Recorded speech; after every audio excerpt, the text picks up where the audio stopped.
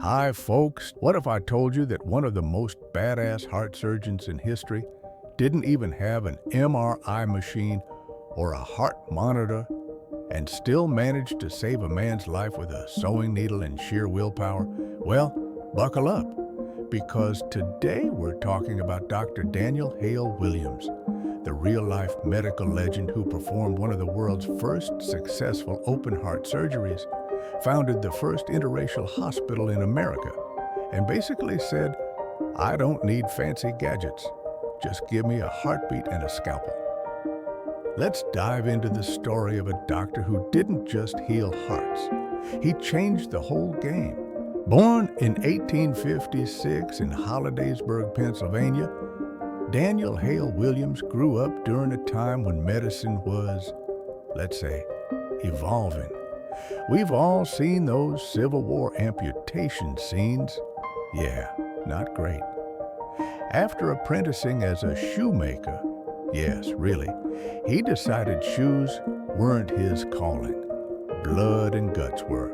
So he enrolled at the University of Chicago Medical School, one of the few institutions at the time that accepted black students. Spoiler alert, he graduated at the top of his class. Now imagine this. It's 1893. Grover Cleveland is president, the Ferris wheel debuts at the World's Fair, and hospitals are basically where people went to either get better or die dramatically. And here's Dr. Williams running a small practice in Chicago, frustrated by two things. Black doctors couldn't get training in white hospitals. Black patients couldn't get decent care there either. So what does he do? He doesn't write a strongly worded Yelp review. He builds his own hospital. In 1891, Dr. Williams co-founded Provident Hospital and Training School for Nurses, the first hospital in the United States to offer internships and training to black physicians and nurses. It was also fully integrated, treating black and white patients alike, which was wildly progressive for the time. Think of it like the Marvel Cinematic Universe of medicine, but with fewer capes and more scalpels. But here's where it gets epic.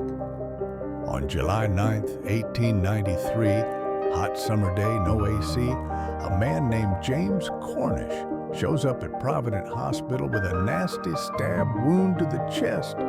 He's barely breathing. His heart is literally leaking fluid. Back then, a wound like that would have been a death sentence. But Dr. Williams wasn't having it. No x-rays, no heart-lung machines, just ether for anesthesia, some surgical thread, and a whole lot of courage. Williams opens the chest cavity, the first documented time someone survived an operation inside the pericardium. That's the sac around the heart, for those keeping score. He carefully repairs a tear in the muscle using his hands and a fine needle. And guess what? James Cornish walks out of the hospital just a few weeks later. Like, "Thanks, Doc. I'm gonna go enjoy some cornbread and ponder how close I came to dying." Let that sink in. This was 1893. This guy fixed a human heart with basic tools and intuition, while most people were still figuring out how to ride bicycles. And yet, somehow, he's not a household name like Louis Pasteur or Florence Nightingale, maybe because he didn't have a catchy nickname like the Germ Guy or the Lady with the Lamp. After that groundbreaking surgery, Dr. Williams continued breaking barriers. He became a charter member and second president of the National Medical Association, created because the American Medical Association wouldn't let black doctors join. Yeah, that happened.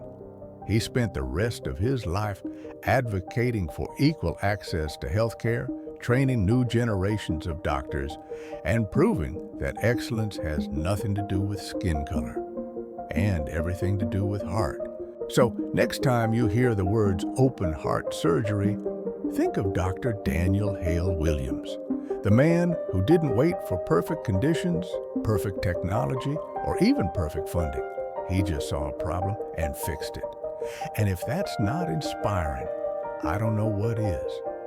If you like this story, smash that like button, subscribe for more unsung heroes of science, and maybe tell your friends, hey, did you know there was a black surgeon in the 1800s fixing hearts before we had Wi-Fi? See you next time.